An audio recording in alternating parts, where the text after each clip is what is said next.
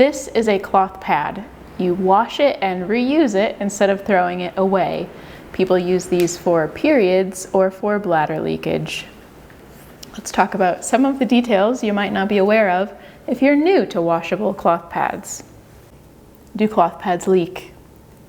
Sometimes there's no 100% option, but I don't think that you would consider these to be less reliable than disposables. They are as adequate if you choose the right shape for your body and the right absorbency for what you need. And with a little bit of experimentation, I think you can get like security that's better than other options because they are customizable if you sew them yourself or if you order them from somebody who can take your needs into account. I think the customizable factor is why they become popular with a lot of people. They are customizable in like the shape, the overall shape, but also in the fabrics that you can use. So some fabrics, really raining now. So this is called PUL, polyurethane laminate. It's very thin and it has a thin layer of plastic on the back.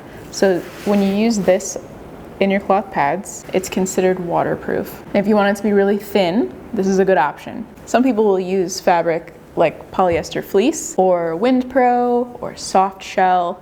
It's a little bit thicker, it's softer. I think it can be easier to sew with, but it's not quite as thin and not quite as waterproof. It is more considered like water resistant. So if you're just starting off and you want to practice sewing, using polyester fleece is a good way to just try it out and see if you like it. See if you like the way cloth pads fit and function for you. And then if you realize you like them overall, but they're just not quite absorbent enough, or they're not like you're just having some slight leaks, then maybe sewing them with PUL would be worth it.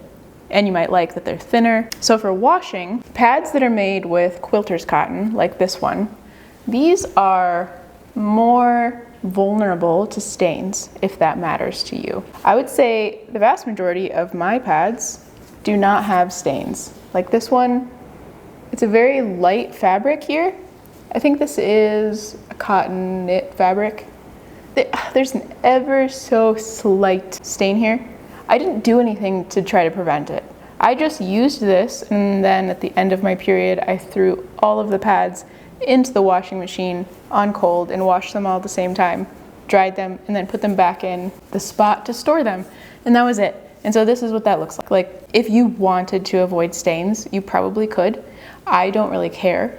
And this is what this one looks like. So if you want to try other fabrics, like this is Minky from Spoonflower. It is technically a synthetic, but it still works as a topper fabric next to skin. It's very soft. This will not stain because it is not natural fiber. So if that really bothers you, you can go for a different fabric type that won't stain. And if you don't want to see what is on your pad, you can get a dark fabric and then you really don't see what's on there. Like you can use a fabric that is this color. This is bamboo fleece. Very absorbent. This is good for people who need high absorbency because you can use this in the core, which are the hidden absorbent layers. And you can also use it as like the top layer here, the full layer through the wings and everything. So it adds a lot of absorbency to have this thick absorbent layer as the top layer. Also, having it in the wings is nice so that if you happen to need extra coverage right there, it's likely going to handle those instead of them leaking onto your underwear or pants. I keep talking a lot about leaks. I personally didn't experience that as a problem because I don't have very heavy periods. For some people, that is not even going to be a concern. Like the pads will handle a normal period just fine. For other people who have very heavy periods, the advantage of cloth pads is that at night you can use something really big like this. Like you can sew or order a pad with more coverage in the back. This is from one of my patterns where you can have the front and the back be this big and wide. I just chose to sew it with a smaller front section. And also you could wear it any way you want. If you want the bigger part in the front, smaller part in the back, that works too. So lots of options there. But it's hard to find this kind of thing as a disposable unless you're gonna wear like Depends. Totally fine to do that too. But this is nice because it doesn't feel like plasticky or disposable. This feels more like clothing, and a lot of people like pads for that reason. And yeah, why do people use cloth pads? There's so many reasons. One of my reasons is I just like that they're pretty. I like to sew with pretty fabrics. I like to dye the pretty fabrics, and it's just enjoyable. It's a fun little project, especially if you're sewing one that's small. Here's another one. So smaller pads could take like 20 minutes to sew, and you've just made something that's usable, functional, and you can feel proud of it and look forward to using it at that time of the month instead of dreading that time of the month. You get to open the drawer and say, which one am I gonna pick today? Which pretty one do I want to wear? So that's part of the fun. And back when I started with pads, there were very active groups on like Facebook and even dialogue on YouTube where people were showing off like their new pads that they had purchased or made, and it was a lot of fun. So there's that. For washing, I don't do anything special. I think I already mentioned that, but I just throw them into the washing machine. Washing machines in the United States today are just like pretty good.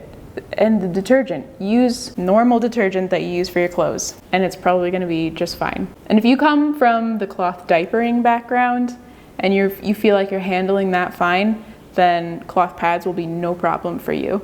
It will not even feel icky because cloth pads, in my opinion, are a lot easier to manage than cloth diapers for babies. Another common point that I hear about cloth pads is people curious how they smell.